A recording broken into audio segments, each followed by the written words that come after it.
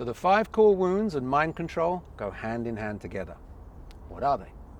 First, generalization. Generalization is when we say all things of this, whether it's a food, whether it's an exercise, whether it's an activity of some other form, are this. We just label it without thinking about it, without sitting with it, without honoring it for what it truly is in its qualities and how those pertain to us. The second, compartmentalization. That is when we divide ourselves into different aspects and qualities of self so we can function in dysfunctional environments, such as a sales job, such as a family, which is really dysfunctional. It's a survival mechanism, but it is one that takes us out of consistency with ourself. Third, polarization.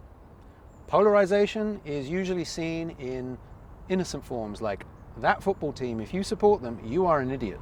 And if you support this football team, you are a wimp, and so on.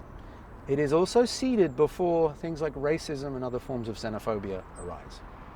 Objectification. We see this in forms of misogyny and misandry, and definitely in racism. It is the step before things get really bad. Things are already bad if you are at objectification.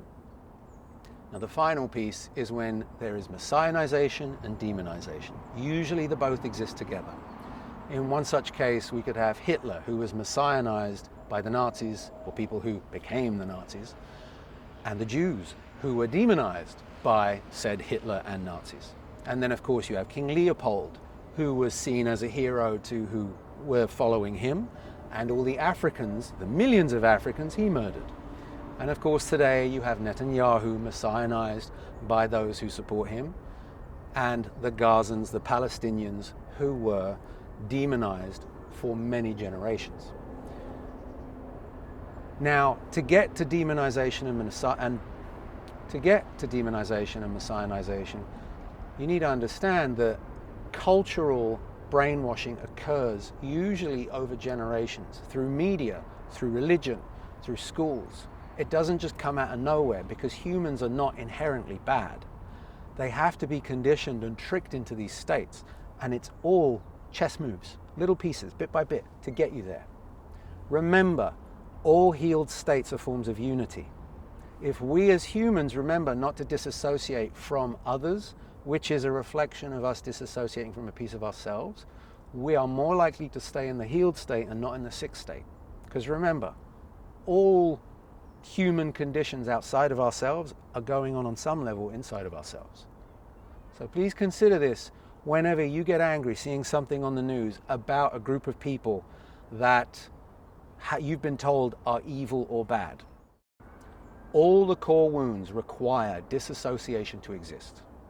Mind control requires you are disassociated from your ability to see the soul in another who is different to you, and by that point has been differentiated from you as someone completely opposing your life through views, through identity, through behavior.